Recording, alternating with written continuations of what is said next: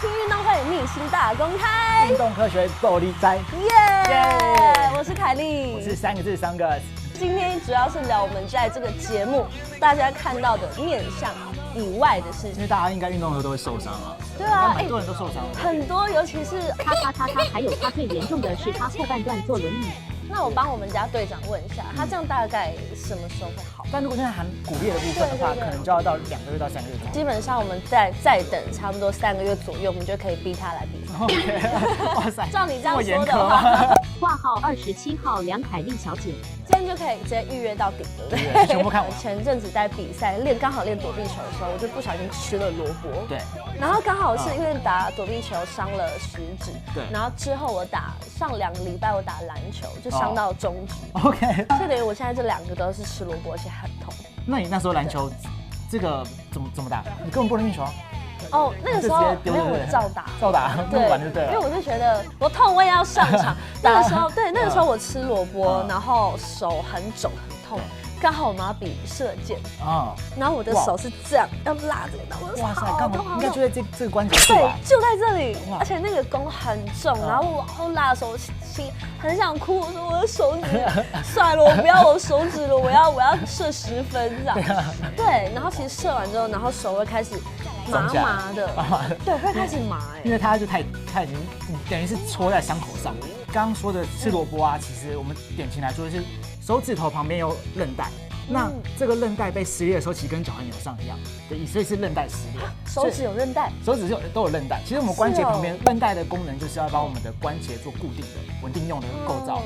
好，那等一下就一起帮凯莉一起整个看过一次，做个检查。好耶！3个字诊疗时间。吃萝卜的部分啊，因为它现在有中指是2个礼拜。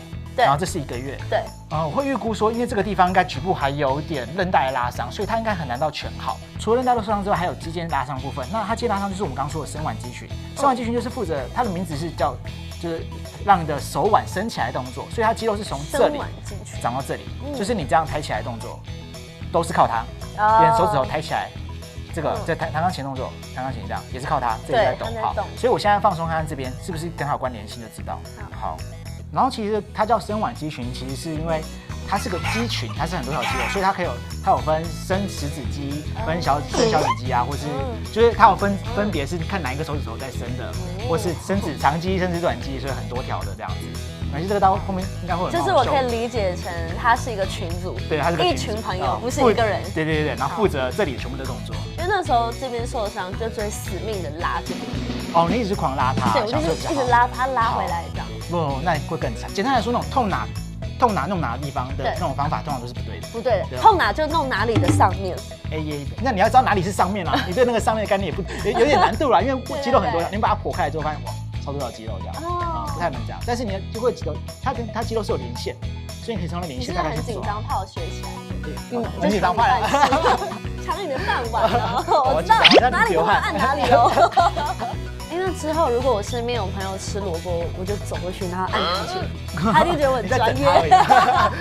哇，你好专业哦！但我觉得是等时间过，尤其是你刚受伤那一天，或是前3天，都做这件事都没有用，因为它整个肿起来啦，就是最急性那时候做这个没有用。他那时候要做小肿，可能是贴肌内效啊，或是结冰敷，做一些小淤青的这样子。你再握一次看看，好，看食指的感觉。好扯哦。有比较可以动吗？有有比较可以动。我觉得它有消肿，就是没有刚刚那么胖的感觉，但是我觉得比较有力。哦，那应该真的是那时候是连这个拉伤了，因为那时候吃萝卜的时候，毕竟肌肉这样长嘛，所以这边吃萝卜这个这里会拉到，也没有那么咔咔，就是巧一样。所以它就是这边有被拉到，所以这边咔咔。哇，今天学到了很多就是打破一些我们平常认知的错误观念。对，或是一些对于运动的都市传说，因为蛮多人都有这样说过，然后搞得越来越惨。对，就像我就是什么左边歪歪歪，右边，其实这真的是超级错误。对，然后谢谢你，谢谢3个字，好棒哦。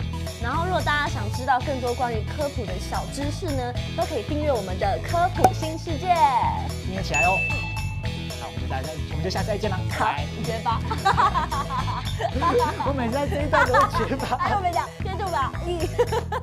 OK 吧。